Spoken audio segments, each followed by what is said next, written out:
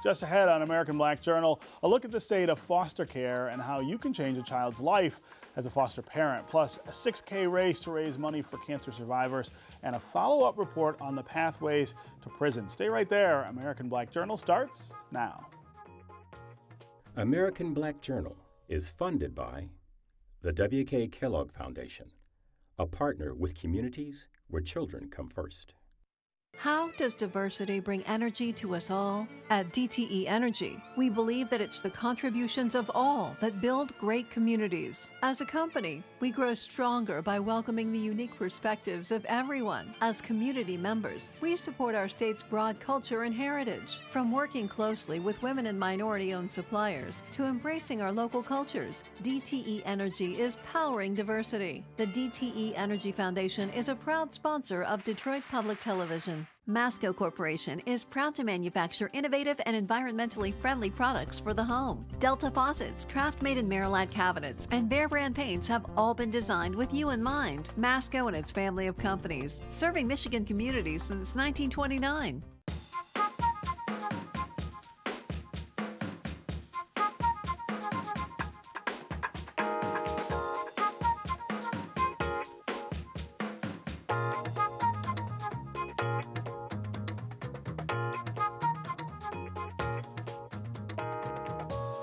Welcome to American Black Journal. I'm Stephen Henderson. May is National Foster Care Month.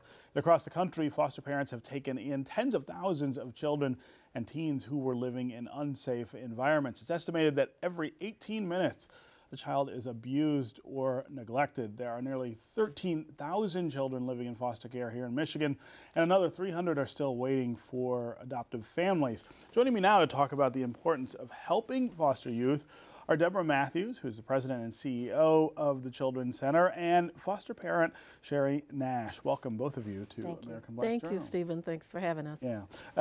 I can remember not so long ago here in Michigan, we had a really awful story to tell about foster care, the problems with foster care, the problems with supervision, getting kids out of homes where they were in danger.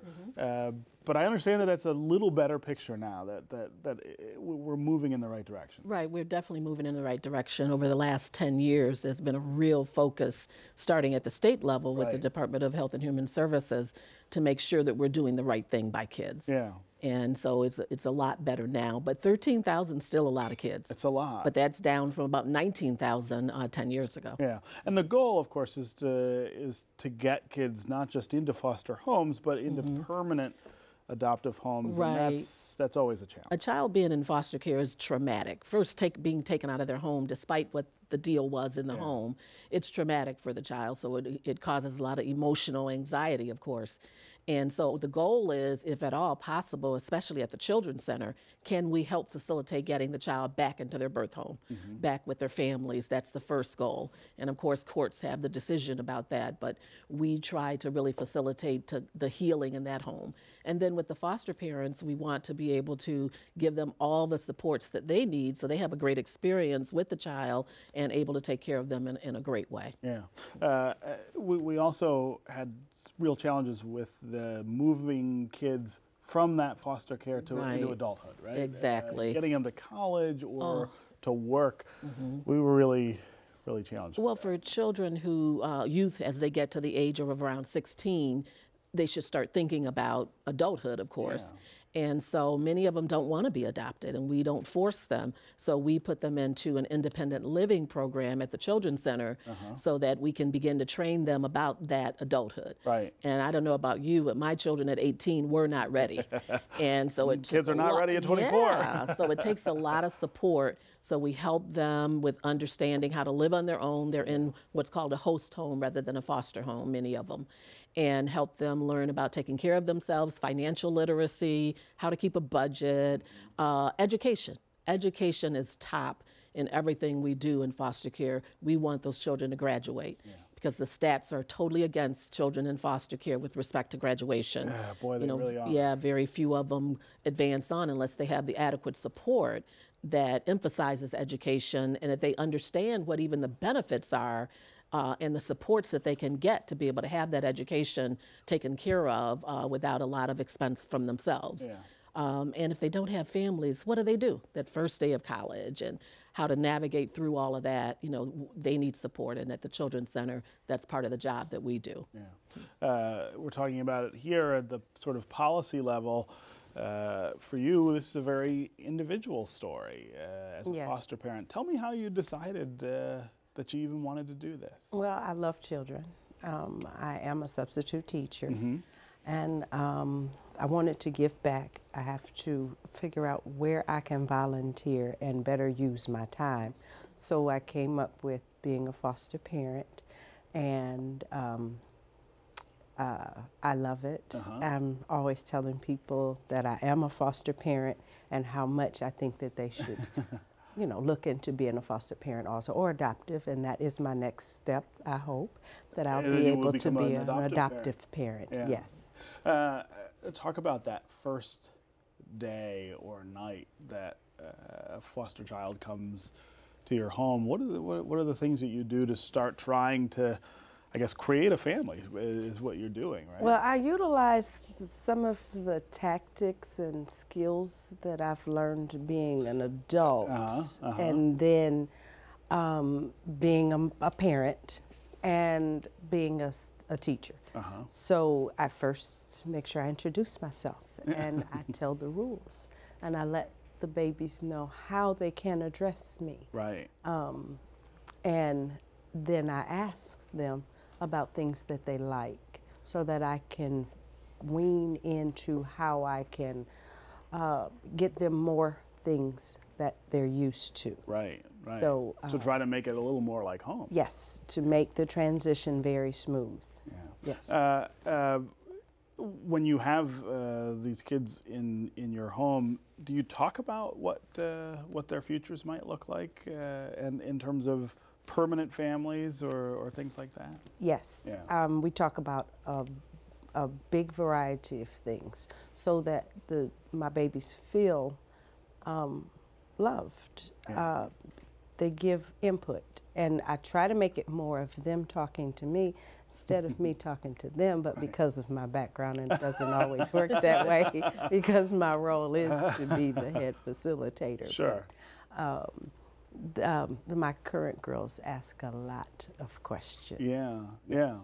yeah. I know that there is a lot of support, financial support for foster families, emotional and other kinds of support, but talk about some of the challenges that you I'll face talk as a about foster the parent. challenges, but I don't know about the financial support. I'm going to put it out there. The financial support is not what you may have heard, it's not and what it I would would cost you, hope right. that someone would iron that myth. Yeah. Because there are a lot of wrinkles there. Sure. But for me, being a foster parent is a lot of organization, which is also what I do in teaching. So being an organizer, being someone who likes things to be more organized and just spontaneous is very important. Sure, sure. Yeah, go ahead. So, Mrs. Nash is just a wonderful foster parent, and so she didn't need much training. But what I wanted to talk about is what the Children's Center offers. We help get the parents licensed, For first of course. time, right, yeah. for the first time. They call us on the phone, and we walk them through the process. We have an orientation that in a class. Actually, the state gives us or directs that we do what's called a pride training. And that's very critical because we want parents to understand what they're gonna face. Because of all the myths that are out there, we wanna give them the true story. Yeah. It's not a moneymaker for anybody. Right. So your heart has to be about children, saving children, supporting children. And so we walk them through that process. And then if you think of the emotional difficulty involved in someone being taken out of their home, a child, there's supports that are needed there. About half of the children in foster care need some level of mental health service and support, and the families need to know where the resources are. Yeah. Mrs. Nash was talking about how she has a lot of things in her head that she's found out that she shares with other parents, and at the Children's Center, it's our job to make sure all the families know about those kind of resources to help fill in that gap. Yeah. You know, we even have like a clothes boutique where they can actually go in and choose which clothing they may want, because the allowances coming from the state are not that great. Yeah, yeah. What are some of the things that you tell new families about what it's going to be like to be a foster family? I mean, that transition is going to be pretty dramatic. Right. Well, many of them already have children, although that's not a requirement. Right. You know, they don't get disqualified for a number of things. Their gender, their marital status, that does not always disqualify them. They have to have income, of course, coming in, and we make sure we talk through all of those pieces that we've known to be kind of best practices in dealing in bringing in a foster child. We talk about the age they would prefer, the gender they would prefer. So all of those things need to get talked through in advance, and they get that through our conversations and our intensive training process. Yeah. Foster Care Month is May. Yes. Talk about what we can look we forward are to there. We are always excited about honoring our foster parents like Mrs. Nash, because they need to be appreciated. Yeah. So the awareness is about appreciating the ones that we have, and also waving the flag, because it's not over. We need more foster parents, people who are willing to give of their hearts to take care of these children. And it's about letting folks know that even if you don't want to foster or be a host family, you can support this effort. It's a community effort, and you can support it by coming down and volunteering, financial support, all kinds of ways that you can support the children's centers. We try to do our work, and of course the foster parents as well. Okay, well, congratulations on all the great work you're doing. Congratulations on what you're doing, and thank you for being here. Thank you, we really appreciate it. Absolutely. Thank you, foster parents. Yes, right. Coming up next, a fundraiser for cancer survivors and their families. But first, here is a 1988 Detroit Black Journal interview with Les Brown. Young black men, big problem that many of them are having, low self-esteem. A lot of them are falling into the drug world. They don't necessarily want to work because they see the easy money. What do they need first? What are they lacking, and then how do they get it? What they need first is to develop an affirmative sense of who they are. It was Dr. Carter G. Woodson who said, if you can determine what a man shall think, you'll never ever have to concern yourself with what he will do. If you can make a man feel inferior, you'll never ever have to compel him to seek an inferior status, for he will seek it himself. And if you can make a man feel justly an outcast, you'll never ever have to order him to go to the back door. He will go without being told. And if there is no door, his very nature will demand one. We have young people now who have a limited vision of themselves, who have no values, who cannot see themselves in the future. And because they cannot see how they fit into the future, they act like misfits. So we've got to take them through a process that will begin to give their lives some meaning, so they can begin to develop a strong sense of direction. Once your life has a strong sense of identity, that gives your life a sense of direction. And once you have a sense of direction, that gives your life a sense of purpose. Right now, our young people have no reason for living. They don't feel empowered. They feel like they have no role in what's happening today. They feel powerless rather than powerful. So more than anything, we've got to begin to empower them, to let them know that they can make a difference in their lives. How do you do that? You do that a variety of ways. Most importantly, we have got to begin to wage a comprehensive campaign that will begin to institutionalize training to the extent that we begin to promote greatness within each other. When I begin to recognize that I have some value, then I'll begin to see that your life has some value too. It's time to lace up your running shoes for a really good cause. The nonprofit organization Cancer Awareness and Resource Network is holding its first 6K run and walk to raise money for cancer survivors.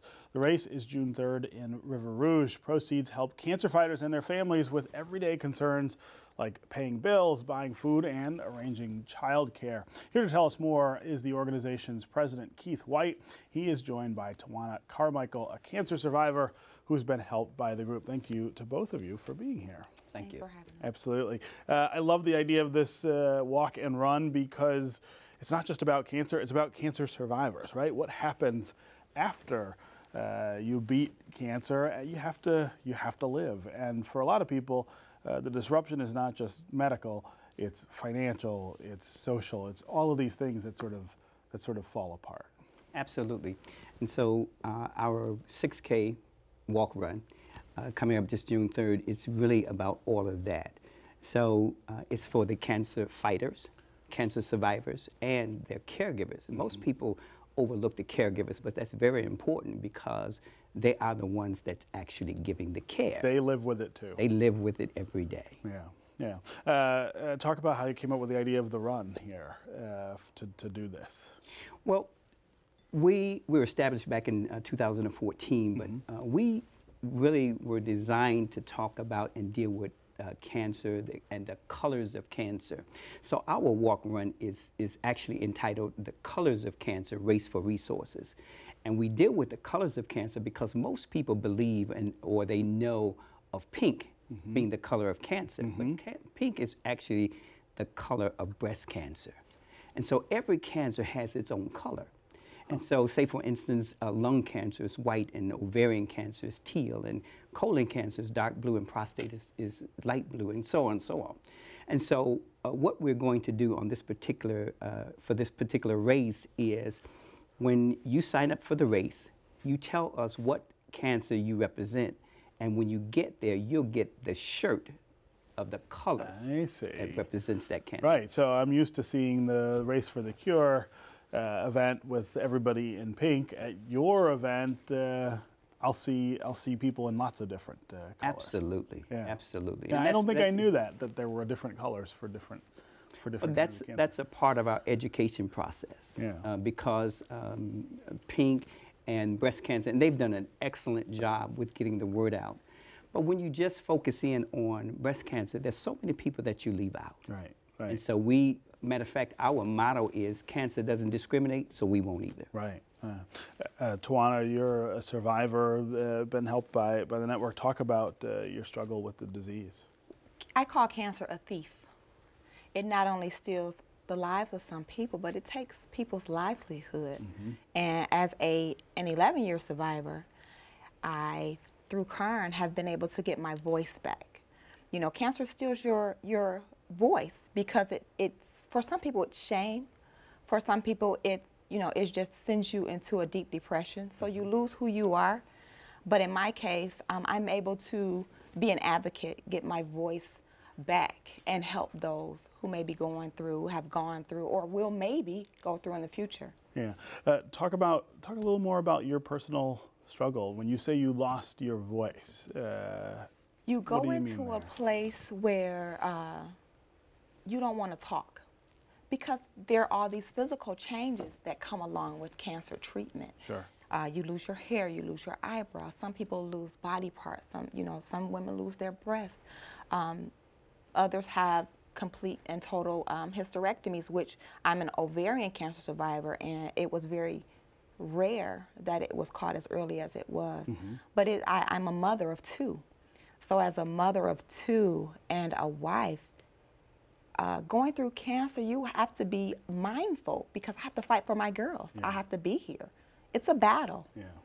And so the support that you've been able to give her, I think, is indicative of what you're talking about, that it's not just her, it's everyone around her. Absolutely. So when we talk about the fighter, when you're in the fight, and when we talk about the fight, it's a real fight. It's a battle. And so you support that person that's going through it. And then you support the caregiver who's actually going through it. When you hurt, I hurt. When you don't want to eat, it's a strain on me, because I've got to try to make you and get you to a place. But then after you have become a survivor, what I call when I talk to survivors, I tell them you're stronger than you ever can think. Because the truth of the matter is you've survived something that most people have no idea. And if you really go back and think about it, people have died for less. And so we support the entire process. Talk about how important your family was through all of this. The support of my family was everything. I'm kind of the strong one, so it was interesting being strong yet being sick. Right. I have to be well because they're watching me. And they need me to. Yeah, they need me to be strong. I need to be here. So it's such a process, but just being able to stand in the gap and let people know that it's okay.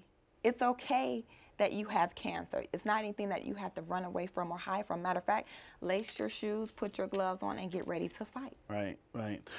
Do you feel like a lot of other survivors feel like they can't talk about it, feel like they can't be open about what they're dealing with? Well, Stephen, I think a lot of times people are ashamed, or they don't want sympathy. You know, it's a lot of times it's about, I don't want your sympathy.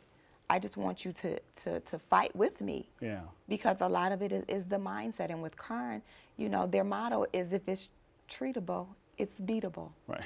So you have to change the way that you think about it, you know, and you have to just be ready. Yeah. I want to ask you about how this affects the African American community differently. Most things do. This idea of the isolation of the survivor and the family, though, I think probably would be a little worse in our community. Well, Stephen, what I have found through my research and just being out here in the trenches, there's what happens more often than I would really like to admit is, especially when your spouse from a female, the spouse, when she has been diagnosed with cancer, more men actually leave. Oh, is that right? And that's a big problem. And so what we're trying to do is really, when we talk about educating the whole family, the whole process, that's part of the process, because really explaining and talking to people about how they really need you. Yeah. And when you take those vows and say that for better or for worse, and you can't. That's what you're committing to. Absolutely. Right? So you can't take the better and then run away with the worse. Yeah.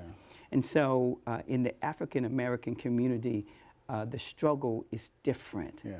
Because part of that problem is we don't have the financing, we don't have the insurance, we don't have a big brother or mother or grandfather who just have a pile of money sitting in the corner and waiting. And so the struggle is a little different. It's a little harder. Yeah.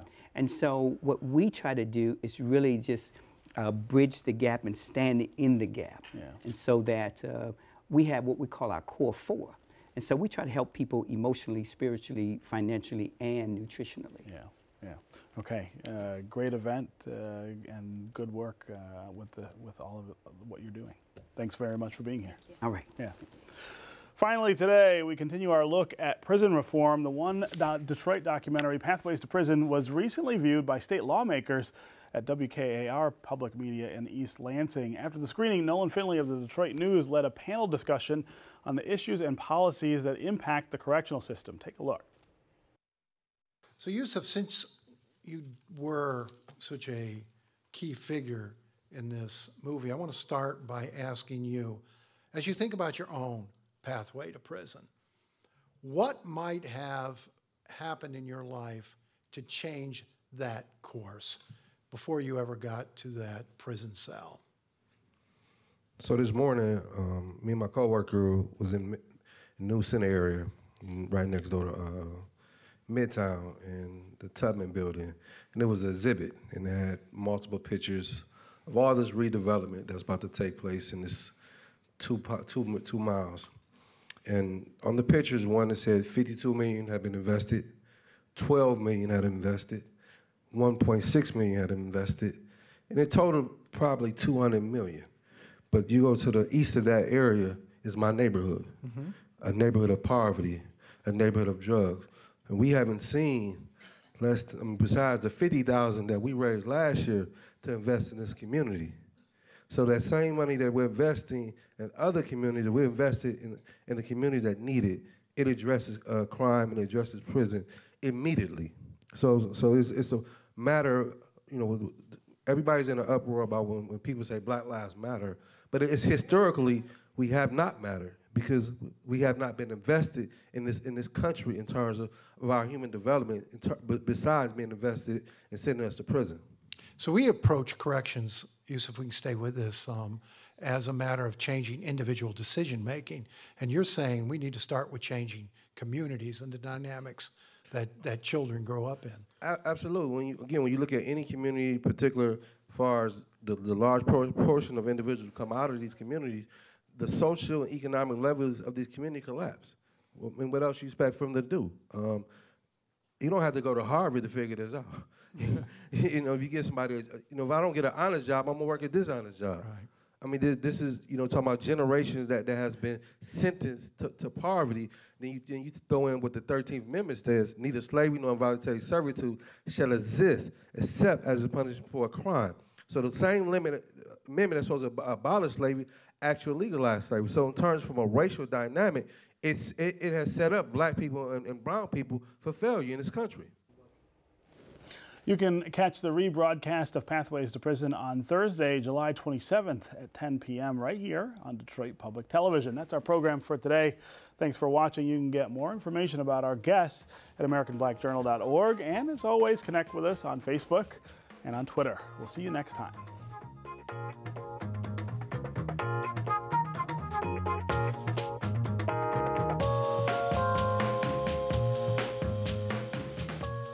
American Black Journal is funded by the W.K. Kellogg Foundation, a partner with communities where children come first.